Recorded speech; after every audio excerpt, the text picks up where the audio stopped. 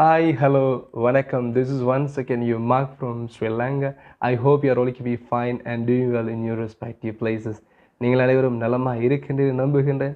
நீங்கள் எல்லோரும் தொடர்ந்து நலமா இருக்க எல்லாம் இறைவனை பிரார்த்தித்திருக்கின்றேன். மீண்டும் மற்றொரு காணொளியோடு உங்களை சந்திப்பது பெரும் மகிழ்ச்சி அடைகின்றேன். இன்றைக்கு என்னத்தை பற்றி உங்களோட பகிர்ந்து கொள்ளலாம் என்று ஆசைப்படுகிறேன் சொன்னால் கணவன் மனைவிக்கு இடையிலான புரிந்துணர்வு உறவை பற்றி தான் பேசலாம் என்று ஆசைப்படுகின்றேன். என்னுடைய கணவன் தானே எப்படி நடந்தாலும் பரவாயில்லை என்று மனைவியும் நினைக்கக்கூடாது. என்னுடைய மனைவி தானே எப்படி நடந்து கொண்டாலும் பரவாயில்லை என்று கணவனும் நினைக்கக்கூடாது. இருவருக்கு இடையிலான புரிந்துணர்வு அன்பு வளர்க்கப்பட வேண்டும். உதாரணமாக சொல்லுவோம், ஒரு அறிமுகமாகாத நபரை எனக்கு நீங்கள் அறிமுகப்படுத்தி வைக்கிறீங்க. அந்த நபரை நாங்கள் ஃபர்ஸ்ட் டைம் நான் பார்க்குறேன். Hi, hello, nice to meet you அப்படின்னு சொல்கிறோம். இடையில இருமல் வருது, அதுக்கு ஒரு எக்ஸ்கியூஸ் மீ சொல்லுவோம். இருந்துட்டு பார்த்தா அப்படி ஒரு ஃபோன் கால் வரும். அந்த ஃபோன் காலை அட்டென்ட் பண்ணுறதுக்கு முன்னாடி எக்ஸ்கியூஸ் மீ அப்படின்னு சொல்லி போகிறோம்.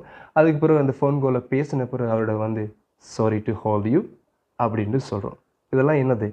பேசிக் பிஹேவியர். நாங்கள் சமுதாயத்தில் எப்படி நடந்து கொள்ள வேண்டும் என்று எங்களுக்கு சொல்லப்படுகின்ற நடவடிக்கைகள், நடத்தைகள். அறிமுகமாகாத அந்த நபரை நான் திரும்ப சந்திப்பேனா என்று கூட தெரியாது, நிச்சயம் இல்லை.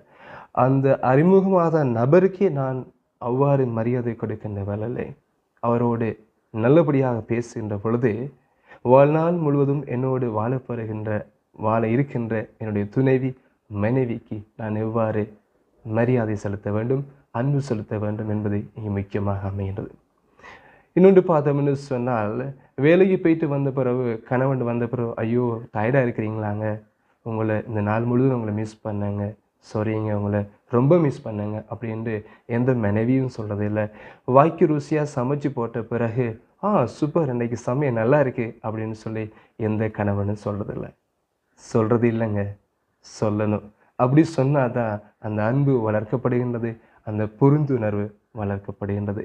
இவ்வாறு எல்லாரும் இருந்துட்டாருன்னு சொன்னால் கணவன் மனைவிக்கு இடையிலான புரிந்துணர்வு வளர்க்கப்படுகின்றது, அன்பு வளர்க்கப்படுகின்றது. உங்களுடைய குடும்பம் கோயிலாக மாறுகின்றது.